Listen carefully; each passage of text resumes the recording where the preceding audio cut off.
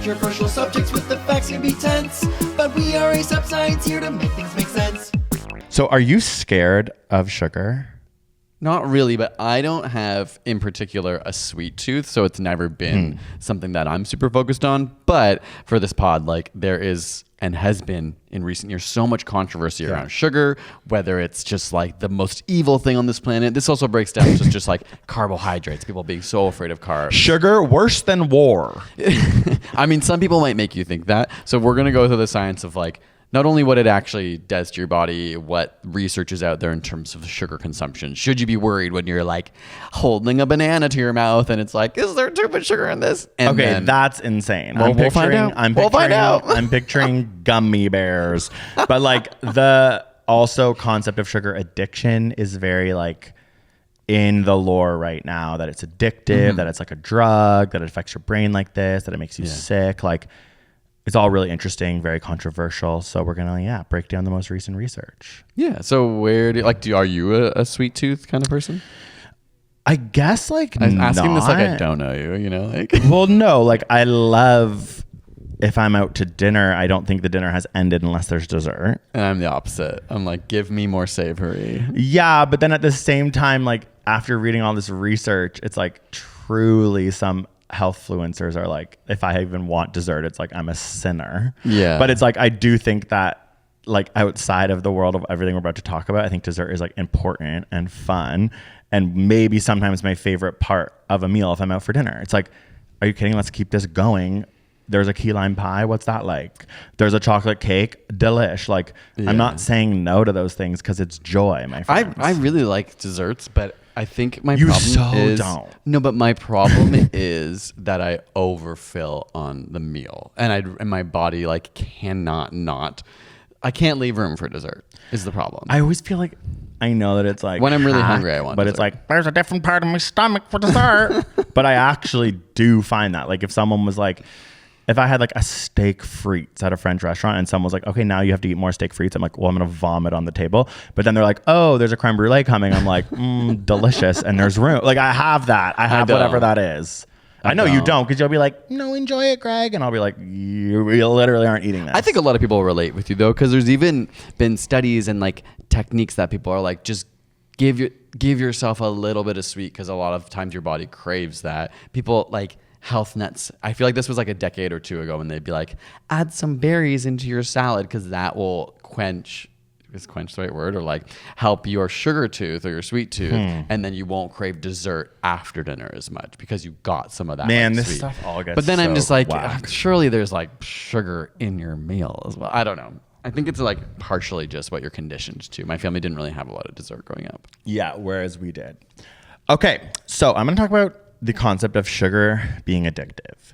So like I just listened to Mark Hyman talk about this all week and it bothered me quite a bit, but I don't really know who that is. He's like just this guy on the street. No, he's a doctor and people love him. Celebrities love him. LA loves him because he has the doctor in front of his name, and he gives you very tangible ways to, in my opinion, have disordered eating. Like he just is very like, he really thinks that sugar is a culprit for a lot of things, disease, sickness, cancer. Like he'll go there on his podcasts.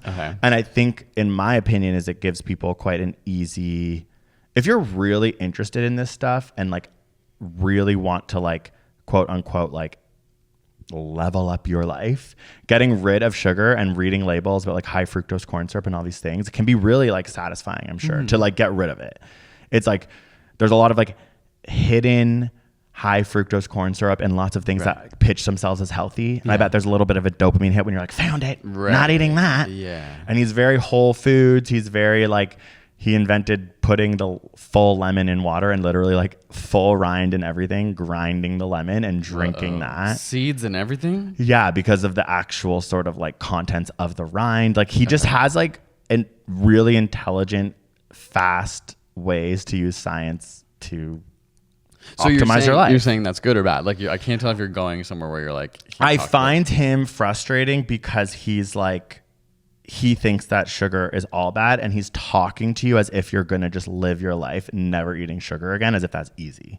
And a lot of his guests are like celebrities and people who I'm like, they're really motivated to change their lifestyles. They have lots of money. They live in LA. And there's just like, sometimes I'm like, this is not talking to everyone, but I get why we're all interested in it. And he's like super viral on like YouTube and stuff. Okay.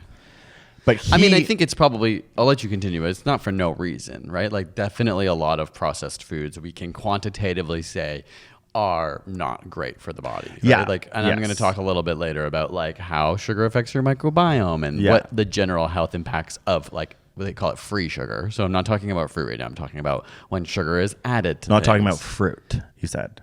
I'm not talking about fruit. Yeah, sorry. You said fruit fast that it sounded like free. I meant free sugar is the term that's used when sugar is like added to things. Gummy bear vibes. Yeah. And just like processed foods, right? So you might even have like a granola bar or cereal where they've added sugar to it. My point was that he talks about sugar like it's an addiction. So now I'm going to talk about the science about how that is, why people think that and why we should be careful about that. Yeah. So the notion of like food addiction often focuses on the key word of addiction, which neurobiologists define. I thought this was so interesting. Addictions involve persistent, compulsive, and uncontrolled behaviors that are both maladaptive and destructive. Okay, yeah. So I was like, that is interesting. Like, it has to be like bad destructive. For you. Yeah, or like, bad, objectively not helping your life. Which I find interesting because people will talk about like running addiction, and it's like, okay, so it's about people who run so much that their knees hurt or something. But you run so much that you can't focus if you're sitting at work and you haven't had your run. Yeah, I'm like, okay. Maybe like it ruins your day if you haven't had a run. I thought that was a good definition, and in a lot of the studies I was reading, the destructive, maladaptive words were used, and I was like, okay, I held on to that. And one thing that I thought was interesting is like the word destructive, they relate a lot to drug addicts because sometimes people who are addicted to drugs will actually like steal money from neighbors or family. Like that's where the destructive word comes in. And then there was one study that found people who, so a lot of this talks about like relating sugar addiction to obesity and stuff like that. And it actually found that people who have elevated BMIs, so like people who maybe are more obese, it's highly significant. It's significantly associated with a lower risk of committing crimes. I just thought it was like a separate study. And I was like, that's really interesting. That is interesting. Yeah, I was like, okay, but that's not related. But I was like, that's cool. Yeah. So what happened? Maybe that's not maladaptive. yeah. Or it's just like, people aren't, maybe stealing money from their families to like buy a sweet. Yeah. But what happens is drugs like opioids directly affect and release dopamine in your brain. They lead to addiction, and we know that. And there's a lot of studies, specifically in animals, where they go, okay, the brain regions that fired when you take drugs and release dopamine are similar when you eat sugar. And so that's what's led people like Mark Hyman. Sugar is a drug. Yes. So what this study and this meta-analysis said, which I thought was so interesting, was all like Harvard and Yale and all these places that have these sort of like scales of addiction do not put sugar and fat, because that's also linked in, as an addictive substance. And one of the reasons is just that when you eat, like you're getting feedback from so many other systems than just your brain. Like you got adipose tissue, gastric distension. There's like all these things happening in your gut, happening in your liver, and they all work together to like decide whether you're hungry or not. Whereas these drugs are impacting your brain and releasing neurotransmitters, and they're addictive. They're like, okay, just because your brain fires in these animal studies doesn't mean there's so much else going on that we can't link them together. And then one thing I thought was so crazy was that like those are all related to fMRI analysis studies. And what they're saying, and I thought this is like so important for us and for everyone to know, like that all that is talking about is blood flow in the brain. It's never talking about neurotransmitter release. It's never talking about the mechanisms that cause addiction the way that drugs do. Right. Whereas we can show with specific drugs exactly how they're affecting neurotransmitters. And then therefore causing addiction because it's changing your neurotransmitters and neuroplasticity. That's not to say sugar isn't doing that, but you're saying a lot of these studies are just looking at like blood flow in the brain. Yes. Or brain and development. Then Mark Hyman and people, and even us, like when we've done sugar videos, we're like, we'll talk about these fMRI studies because it is interesting to know when you eat sugar, there's blood flow in your brain similar to when you do cocaine. Like that's so catchy. But they're like, we cannot say that it is addictive in the same way and even say it's addictive, period, because we don't understand it from a neurotransmitter level. There's way too much complicated stuff going on in your body. And they think by saying that it's addictive is actually going to make it more challenging for physicians and people to properly assess how to deal with sugar's effect on the body. Yeah. So Okay, that's fair, because it's like important to be able to classify something as accurately as possible so that we can find solutions that are like addiction to something probably has to be treated very different than like anything else, like a habitual pattern or something like that. Yes, totally. And it's like, if you just think of it as addictive, it's going to change the way that you treat people's reaction to it. And so when I listen to Mark Hyman all week and he's saying it's addictive, he's saying it's like a drug, and he's bringing these studies up, these animal studies, fMRI things, it's frustrating when you read the most recent science and they're completely trying not to make people talk like that. Yeah. I mean, it is hard because, and I'm not trying to defend him. I haven't really listened to him or anything, so I'm not really like speaking on that. But in general, like I understand, like from the other side of it, you're thinking, okay, like there's a lot of extra sugar in our foods. There's a lot of extra calories, not just sugar. Like a lot of foods have like oil and fats and things to make them taste not only really good, be really super like quote unquote addictive. See, I even just said the word. Companies are designed to make you want more. They're not that filling, so you eat a lot of them, or you're not satiated for a long time. And this is a growing problem, like in the Western world, where we have the affluence to buy and have access to these like snacks and foods that are highly processed, taste so freaking good, make regular fruit or regular foods taste so much more dull in comparison. Yeah. So on that, coming from there, I understand that some people are like, we need to treat this like an addiction because we're literally fighting an industry that's like tapping into an evolutionary response, which is that our bodies as humans are like, if something is highly caloric, we should take it when we have it, right? Like our bodies have evolved to know we might be in times of drought, we might be in times of starvation. So when you have access to honey, eat it. Who cares? And that's why your body literally stores fat, because it's like, for the times when we have nothing, we can tap into fat. And so I get it. And we've had a lot of problems with whether it be like high blood pressure, heart problems, and whatever else comes with like eating too many calories. I think this is like the pendulum swinging the other side and people trying to say like, okay, get rid of it completely. I think, and you know where all of our podcasts mostly go, it's just like ultimately balance is going to be the answer. Like sugar inherently isn't bad. Just like eating food isn't inherently bad, but if you gorge, there's consequences. If you don't eat enough, there's consequences. Find the balance. So yeah, that's what frustrates me about Mark Hyman, and I'm saying the name because he's not about balance. And in fact, in a lot of them, they talk about like food pushers. They're like, you have to cut people out of your life who say, oh, it's chocolate cake after dinner. And I'm like, that's horrible. Yeah. Like to me, I'm like, that is so not like with everything. Consult your physician. I went to the doctor yesterday. Everything he talked to me about was about moderation, about balance, and about, he would never tell me to cut someone out of my life who food wants to eat a sugar thing with me. Yeah. Food is so like, intertwined with like our culture, our social connections, our community. And so it's a little bit short-sighted to be like, you have to put food at the forefront. There are lots of people who don't necessarily have the healthiest diets, but might be really have amazing mental health because of like everyone surrounding them. Like you can be overweight or underweight and still have a quality life. Yeah. Of course there's extremes. Of course you should talk to your doctor, and it's very like, most people will attest. You go to the gym, you move, you eat well, you're going to feel good. Mm-hmm. But that's like not the only way to do that. Yeah. It's just like sugar is spooky out there in these streets. I mean, there's so many trends and fads. I think we just constantly go through them, and we're just in a phase where like sugar is a demon for some reason. I'll say some of the things like, there is a lot of studies now coming out on like the impact on your gut microbiome, and this always terrifies me because they're literally just like, and when you're young and you eat lots of sugar, you're fucked for life. Wait, it still is like when you're young? Yeah, this was, so they know that like the microbiome more and more is associated with like the development of your brain and your body, and like your stomach defines a lot of your health, right? And now they're looking at adolescence, like how we know sugar can change your microbiome. It makes sense. There's like bacteria that eat the food that goes in your stomach. And your microbiome is linked to developmental income. So this developmental what? Income? Developmental outcomes. Sorry. Developmental income. Like how much did you get for allowance? So this particular one was a study on rats. Obviously, this is not directly applicable, but you know what we do with rats, right? When they are given free access to sugar, it changes their microbiome, affects their memory, anxiety in adulthood, as well as like the gut bacteria in the stomach. When they were young. Yeah, when they're given it freely when they're young, it like alters their brain literally. So they look at their hippocampus, like parts of the brain that they're like, that as adults now is different than the ones who didn't just have this free access to sugar.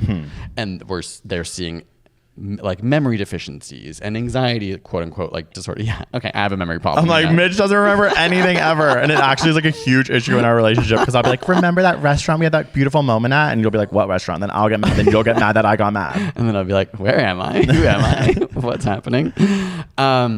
Wait, so it's like if you're a young rat and you have tons of sugar, it affects the rat's memory and increases their anxiety, likely linked to their gut microbiome. Yes, they see the gut changes, and then as adults, they see their brains have changed as well compared to sort of like control groups. Which does lead me to the like all of our friends with like babies and kids, and it is like so no sugar. Yeah, like, but okay, so this is interesting. I found another really recent study, 2023, on over 100,000 people in the UK.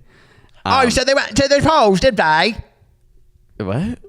So they went and did a survey, did they? I hate you. They did what? So we had to go do a survey, did we? Okay. The result of this study basically found that your total... Oh, sorry. Okay. I'm just going to start. He passes out. I'm literally... Mitch? So we obviously know there's associations between dietary carbohydrates and cardiovascular disease. That's like established, right? Wait. Slow down. There's established... Say it one more time. There's a link between your carbs that you consume in your diet and cardiovascular disease. Which like... And in this case, carbs like is sugar. Yeah, I know. Or breaks down. Yeah. This is why people are like afraid of carbs. But this study found that your total carb intake actually is not associated with that. And it's more related to free sugar. This is me going back to the beginning where they realized when people are eating sugar that has fiber with it, so that's like whole foods of like apples and bananas and anything that's coming like wrapped, even like whole grains and like brown rice and stuff, that is inversely associated with cardiovascular disease. Fiber is. So I think it's really important to remember, like when we're talking about kids and stuff, yes, giving them candy is where these like cardiovascular outcomes might be. You might be increasing their risk. But when you're giving them like healthy sweets, whether that be like fruit and stuff, I just don't want people to walk away thinking they should not be feeding fruit. That's not what... Because that fruit comes with fiber. Yeah, sorry. That's not when I'm picturing our friends not giving their kids sugar. They're giving them tons of fruit. They're not giving them free sugar. Like gummies and like, I don't know what else. Like apple juice, for example. Like when you're now in the juice form, you're actually not consuming the fiber. Like anything that's been juiced, they've like pulped it, right? They've removed most of the stuff that's like... So when we were growing up, like, did our parents do this, or were we just like mowing down on sugar when we were like 1? Well, I think, here is the challenge. So sugar and added sugar, especially when we were younger, I think added sugar is not always obvious. I think people are more educated. Even like around us. I don't know about in the whole world, but people are now more aware than ever of like added sugars. But I think at the time, like, Think of the breakfast aisle, even today. It's like Pop-Tarts, cereal that's like literally just sugar added on top of... Pop-Tarts are crazy as a breakfast Eggos with syrup. It's just like... Inherently, those things aren't just so bad, but when it's like that's your breakfast. My parents, oh my God, I got so lucky in the like no sugar. I remember in like grade 8, they'd be like, we finally caved and got you Pop-Tarts. Open up the... It's not Pop-Tart brand. It's knockoff. Open up the foil. No icing on it. It's just the jam and the cookie. Like because it was done wrong, or no? Because they're like, we bought the ones without icing. So you know how like there's like the Pop-Tart and there's the jam, and the Pop-Tart itself is like not even that sweet. It's like disgusting. cardboard. I would open it, get all excited. I remember the first time they like allowed me, and it's like, oh, there's no icing on this one. It was so frustrating. Yeah, I'm gonna die for sure. Like I would eat like toaster strudels for breakfast. That's the one where it's frozen. It's like a pastry with jam inside that you get a little package of like icing. And it looks like cum. Yes. And you spread that on and it like melts just like cum, as you said. Wait. But how are you making the toasters? Oh, in Put it in the toaster. Yeah. Wait, so it's a Pop-Tart vibe. But it's pastry. Like it actually like flakes when you eat it. It is actually but is it thin enough to go in a toaster? Thin enough to go in a toaster. But it's a pastry? I don't know if I should call it pastry, but I think it's pastry. To me, it's pastry. Yeah, it's pastry. Because I definitely remember having those like at like friends' houses and stuff. And I'm like, what am I thinking of? I'm thinking of something different that involved an oven. An oven. Oh, what's the one where you poke the stomach? Oh, like Pillsbury. Oh, yeah, Doughboy. it's not that. No, but I feel like it's the same company. do you want me to look up toaster strudel for you? Kind of. Okay, well, because I do just remember being like, damn, they're like, we're dumping cum all over our breakfast. But it is crazy. Like companies got away with being like, oh wow, that looks amazing. Okay, it is toaster sized. Yeah, it's like the size of like a piece of bread. And it is absolutely cum. Wait, so you would have those for breakfast? Yeah. Wow. And that's just like pure sugar on top and in the middle. You know what I mean? So okay, this is when I become Mark Hyman. I'm like, okay, that is wild. Like if you're like, okay, kids, we're gonna start your day with a toaster strudel. Would be advertised on television as breakfast. Food. That is so I understand why there's this stance of like it is challenging, and I can understand why some people are like, just focus on eating whole foods, because you can't quote unquote go wrong. At least then your sugars are tied up with fiber. At least then your protein is coming from like whole foods. It's not overly processed. At least then your fats are probably more like quote unquote healthy fats. So it's like you give your kid, like I'm literally becoming Mark Hyman. I'm like, you give your kid a lemon ground up in water with the rind. No, it's like you give your kid, that's why it's like oatmeal with no sugar, yogurt, and berries. Although Mark Hyman hates dairy, but like it is like, that's whole food breakfast. Like I'm just kind of like, what? I just think for me, it's moderation. I don't think you should be so scared to add like a little sugar in something. Like it's okay to have dessert. Like it's okay to have oatmeal with a bit of syrup or a bit of brown sugar or whatever you're gonna put on it. But maybe this is because we're like mid 30s and thinking about having a kid, and our friends are having kids, that now I'm going to the like, what are you feeding your kids vibes, which is interesting to me. And I get a little bit more like that toaster strudel thing just like kind of triggered me to be like, whoa, okay, because your kids obviously don't really have the autonomy and don't think about that. Yeah, of course. And then it's like sugar. Now I'm totally changing my tune on this like whole sugar addiction, because I'm like, it is so funny to watch how motivated some kids are by sugar. Yeah, I think that maybe is part of this conversation, is that much like social media apps and phones that are designed to hook us, I think like it's easy to like giving candy to a baby is a phrase for a reason, right? Yeah. It's like, it's not fair that these marketing campaigns that are just like feeding kids stuff that looks so good, tastes so good. Of course, then everything else is like boring. They don't want it. And that's like makes it really hard to be a parent when your kid apparently like doesn't Danone, the company, is like no longer gonna advertise ice cream to kids. Okay. And it's like probably not on their own accord. They were probably fucking like sued in Europe or something. yeah, it's definitely like Germans got on them.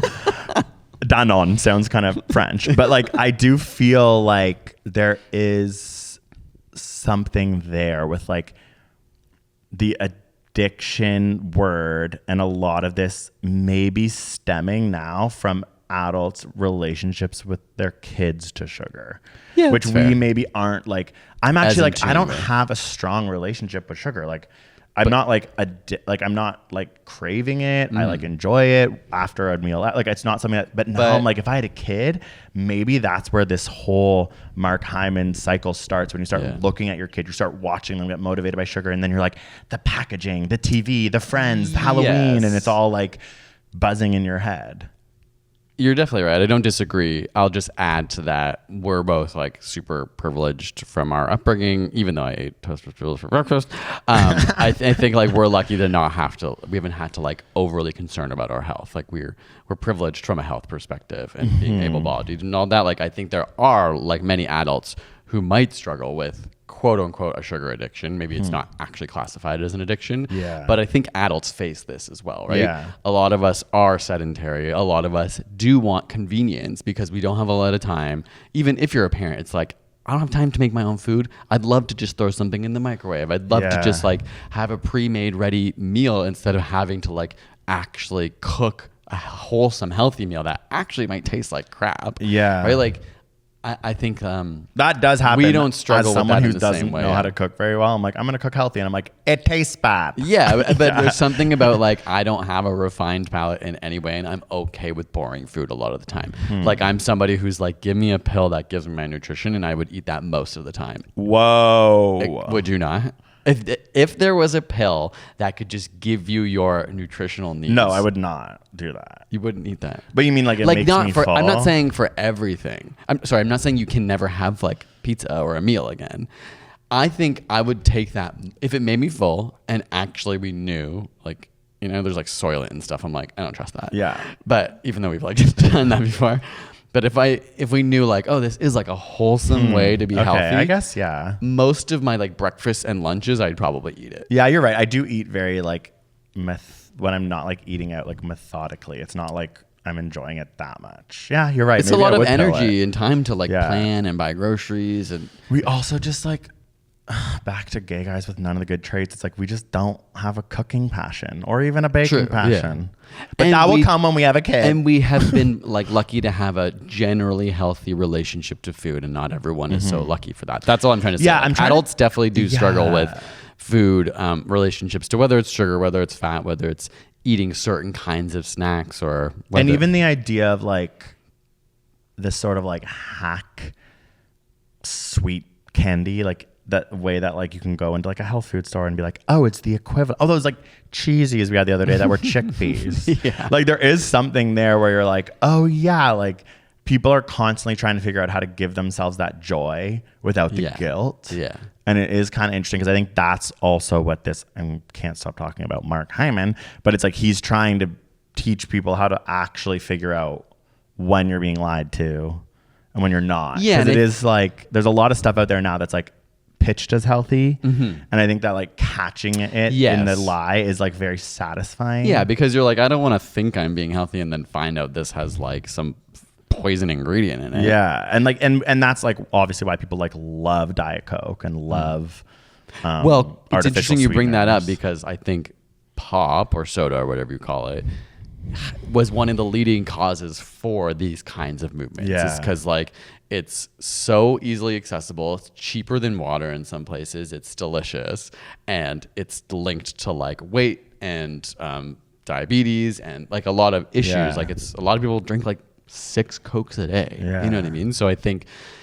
there's been an effort to minimize that, to tax these sugar drinks, right? Like that's happened all over the world, and they've seen like success rates in terms of how much people buy when they levy these taxes on these like high sugar. And you can listen to our artificial sweetener episode for information on the science of that, because it is really interesting. Yeah, and it's very controversial in the sense that obviously it's been revolutionary in some ways. Now there's a movement or some research saying, okay, but like, well, do artificial sweeteners affect our gut microbiome as well? And does it make you just crave sugar more? Yeah. Like the taste of it? This is when I just think it's like, just think about it in moderation. Like, Yeah. And that's, I don't know the Mark Hyman stuff, but it's like, it's okay to have some sugar. Like, Yeah. I think you'll know baked yourself good? better than exactly.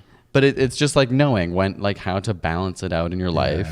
You want to be happy, but like also eating well can make you happy as well. So it's like give yourself it sometimes. Don't like, I think if you deprive yourself so harshly, you're going to cave at some point and it's not going to feel worth it. And I think that like it's important to know that up-to-date medicine is saying this is not the same as a hard drug. This is not a quote unquote addiction. So your relationship to it, I think, is smart to not think of it as an addiction and think of like, what are there other ways that you can curb however you're going to eat the sugar, because your brain isn't getting addicted to it the way it is like opioids. Yeah, but it is so much more accessible than opioids, right? Like it's a drug that's just, it's not a drug, but it's like a drug that's just like on every shelf in every store in everything that actually looks good. Okay, so we have a kid, okay? What are we doing? We don't. No, but like, are we like, everyone seems to nowadays be like, no sugar before 1, and then everyone does that like before 1 year when old. they turn 1, they give them a cake. And I did watch my like nephew at 1 get a cake and be like, that does look like he's getting a drug. It was like the cutest thing. Everybody was like, oh.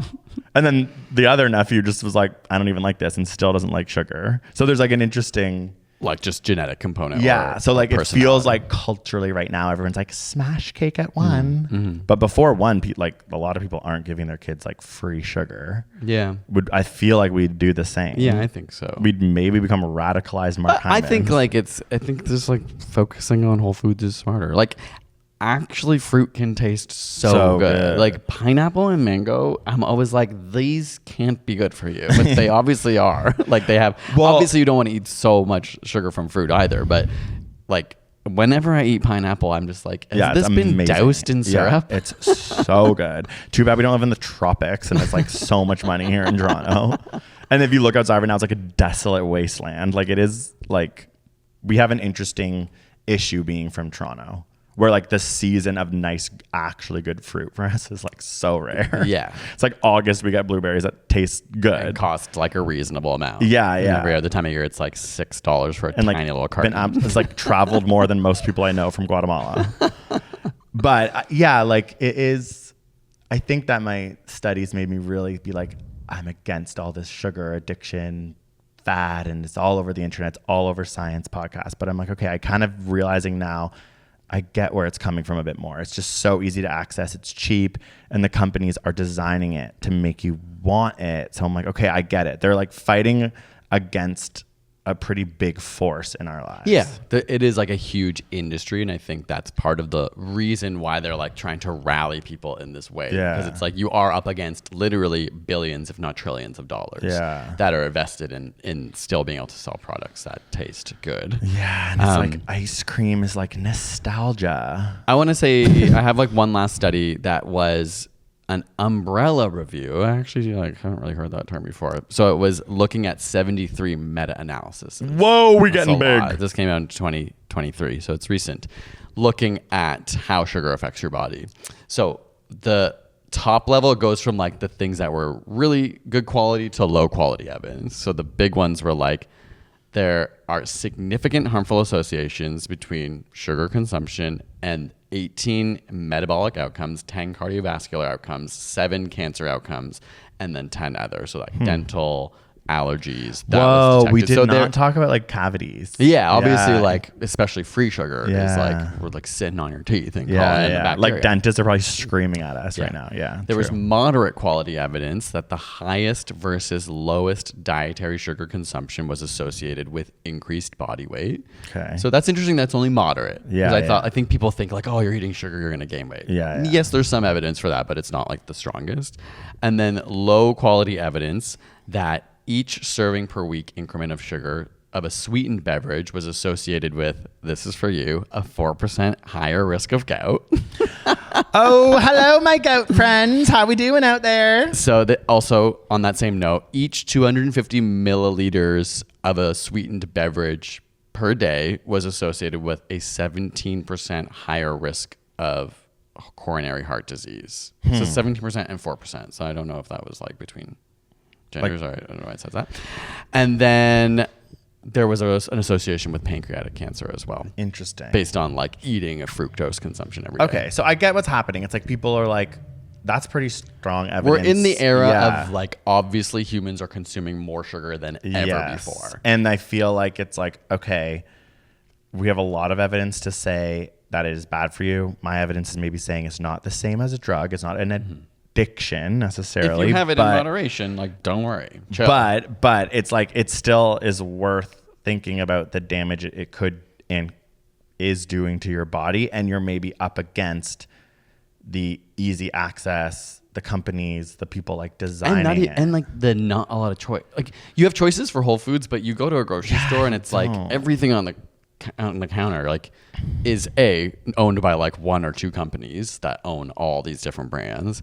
And then even the ones that are pitching themselves as healthy, often there's a catch somewhere. Yeah. So it's like you're just at the grocery store. It's so hard. It's like, this is just one topic. This is sugar. What about like every other thing we have to worry about? Like we've talked just about intermittent fasting. We've talked like about coffee. We've talked about exercise. Like people are just overwhelmed. Yeah. And I think it sucks to be like, think about all these micro things. Like people just want to live their life, and it's important to know this, but I think it's also exhausting when you're like, our world should be set up in a way that helps us thrive. Like that's what our like governments should help to manage is like when you go to the grocery store, and it's different in Canada. Like we have a lot of foods here that are regulated. Yeah, more. like we can't get a lot of American foods. Yeah, we like can't get American cereals, like Twix or for there's kids like or whatever. Too much sugar in them. Right? Yeah.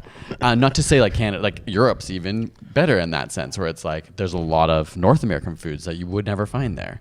I'm not saying they don't have their own issues. I guess that is kind of crazy that like on every kids channel growing up, it was just like Fruit Loops ads and like Fruit by the Charms, like it's all the snacks. I'm so changing my tune. I'm so anti-sugar right now. It's crazy. Well, I'm just like, that is so like those are the most memorable TV ads. I like can picture the toucan from Fruit Loops. I can picture the despair I felt because I never had them and I'd get them once on vacation and was actually I was always let down. Oh, I love Fruit Loops. No. Fruit Lips. I said that really weird. Oh, somebody's got some Fruit Lips. Wow. Gay guy with lips. I was thinking. No, well, I think because I was so not allowed sugar, so granola parents, that when we went on trips, we'd get those like, I don't know if people had these in America, but in Canada, you get these packages of like 8 in like saran wrap and they're tiny boxes. And in theory, they were actually designed that you would cut the box open and pour milk in. Yeah. I never would do that. Oh, I would always do that. I always felt because I was so desperate for finally getting sweet sugar that I thought I would maybe like miss out on some, that I would like dump it into a bowl and like scrape the baby. You know what I mean? I was like, I'm not risking like some the powder milk in there. Yeah. So then I would dump it into a bowl and I would always be like, that's like half a bowl. Like, well, there's never that much in there. Yeah, it's actually nothing. And I think because I'd waited and like seen Toucan Sam and like had such big buildup that when I ate the Fruit Loop, I was like, wait. Well, news alert, news flash. Like this cereal in America tastes different. Oh. Like I remember we would get those when my family would like go to Florida and on it'd be a road extra trips. Good. No, some of them I'd hate because you're used to the ones in Canada that like are corn pops, completely different in America. Wait, which one's a corn pop? They're like puffed up circular balls. Cut your mouth? No, that's Captain Crunch. Yeah, Captain Crunch. That one has like needles in it. Yeah, so does Corn Pops kind of does it too. But in America, they're like flat and they tasted completely different. And I feel like Fruit Loops in those boxes, I always was like, it's not the same, but it'll do. They're like, this is for all the sad people who only get these on vacation. They don't need them. But I also remember what pissed me off about those 8-packs is like one would be like something we would get, like a bran flake or something. Like it would actually be like only 7 of yes. I'd be like, and then there'd be like this sad little box left that was like, I guess corn flakes or something. I'm like, that doesn't count. Like not even a frosted flake. And it would just sit there and I'd be so angry and be like, I guess I'm having the corn flake on my trip. But it is like crazy. Like even as a kid, I was so enamored by those cereals because they were like advertised to me with like cartoons and like just the joy of kids laughing while like a toucan fed them a gorgeous, also quote unquote Fruit Loop. It was like a strawberry and fruit. It's like, yeah. And our parents probably bought, I mean, maybe not yours, but mine definitely like, oh, it's fruit. No, they didn't. That's so rude. They're like, oh, we're giving him blueberries and strawberries and cherries. I just feel like back in the day, they probably were like, with real fruit flavor. Like it definitely probably said that. My God. You know that is like so real fruit flavor is so, oh my God. And that was probably trademarked. Yeah. It probably was just like the name of the dye. Yeah. Like, okay. Yeah. If that's still happening, if those ads are still out there, then okay, fine. Everyone should be eating disgusting shredded wheat that I would eat growing up. Yeah, but even that, I don't think is healthy, to be honest.